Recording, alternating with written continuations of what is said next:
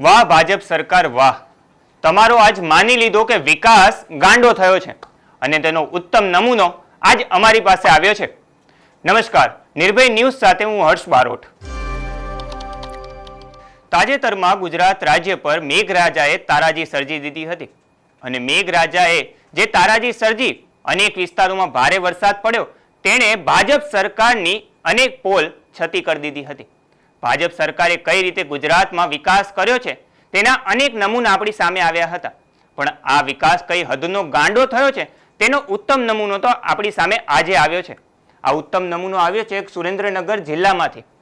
તમને વિડીયોના માધ્યમથી હું દેખાડવા માંગીશ. આ વ્યક્તિ છે જેની અંતિમ યાત્રા નીકળી રહી છે.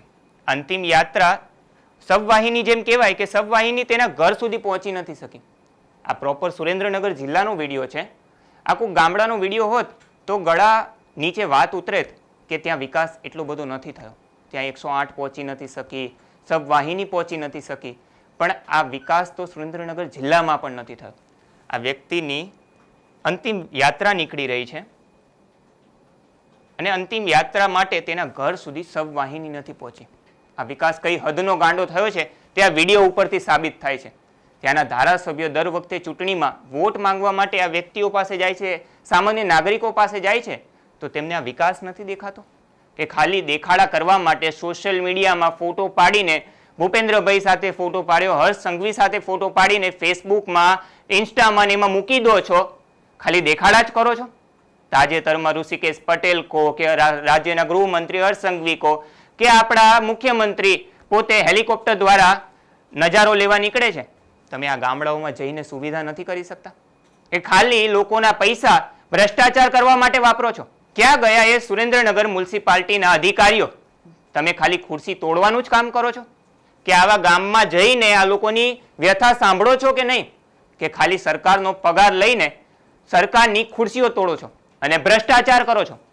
આ વ્યક્તિને પહેલા હોસ્પિટલ દાખલ કરવામાં આવ્યા હતા અને જ્યારે હોસ્પિટલમાંથી આ વ્યક્તિને રજા આપવામાં આવી ત્યારે 108 દ્વારા તે વ્યક્તિને ઘરે લઈ જવામાં આવતા હતા.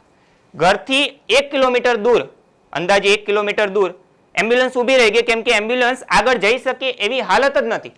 સુરેન્દ્રનગર જિલ્લાના રોડ એટલા સારા છે કે એમ્બ્યુલન્સ પર પસાર નથી થઈ શકતી. આ વ્યક્તિનો તમે વિડીયો જોઈ શકો છો. એટલા માટે તેને ખાટલામાં મૂકવામાં આવે છે, વ્યક્તિને સુવડાવવામાં આવે છે અને પછી 4 જણા તેના સગા સંબંધીઓ તેને લઈને ઘરે પહોંચે છે અને ઘરે પહોંચ્યા બાદ આ વ્યક્તિનું અવસાન થાય છે અને ત્યાર પછી તેની અંતિમ યાત્રા નીકાળવામાં આવે છે. પણ એ અંતિમ યાત્રામાં પણ સબવાહિની પણ તેના ઘરે નથી પહોંચી શકતી. પહેલા 108 આવી નથી શકતી અને સબવાહિની પણ આવી નથી શકતી. એટલે એવું કહેવાય છે કે ભાજપ સરકારના રાજમાં જીવતાને તો સુવિધા નથી મળતી, પણ મરેલાને પણ સુવિધા નથી મળતી. વાહ ભાજપ સરકાર વાહ. શું તમારો વિકાસ છે? આ વિકાસ છે? ભારત આખામાં વિકાસનું મોડલ કહેવાય છે ગુજરાતને, અને આ વિકાસ તો તમારો ગાંડો થયો છે. આ વિડીયો ઉપરથી સાબિત થાય છે. આ વ્યક્તિના સગા સંબંધી અને તેના દીકરાઓએ અનેક વ્યથા વ્યક્ત કરી છે, તે પણ આપણે આ વિડીયોમાં સાંભળીશું. પહેલા સાંભળી લઈએ કે તેના દીકરાએ અને તેના સગા સંબંધીઓએ શું વ્યથા વ્યક્ત કરી છે.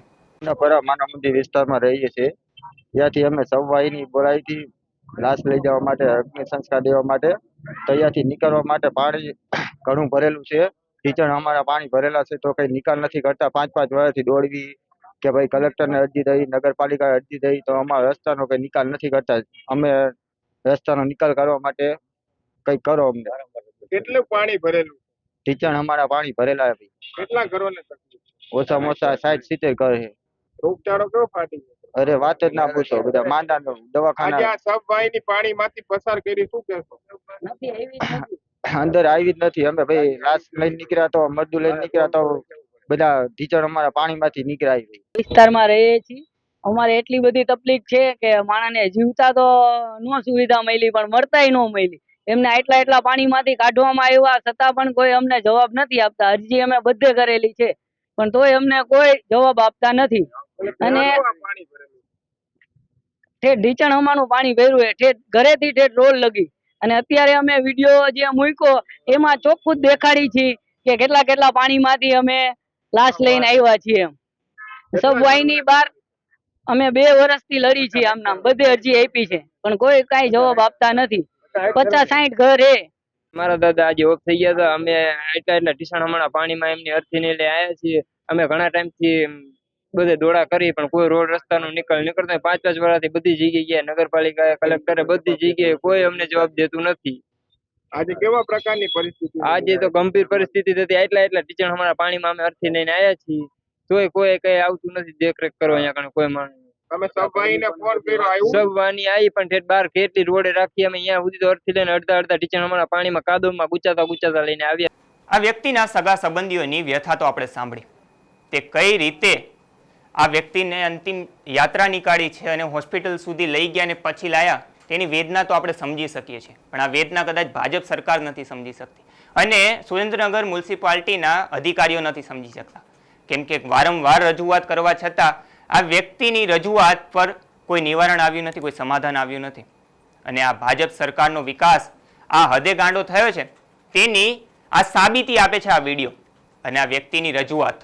આ વિકાસ વિશે તમારું શું માનવું છે તે કમેન્ટ બોક્સમાં જરૂરથી જણાવજો અને અમારા વિડીયોને લાઇક, શેર અને સબસ્ક્રાઇબ જરૂરથી કરજો. નમસ્કાર.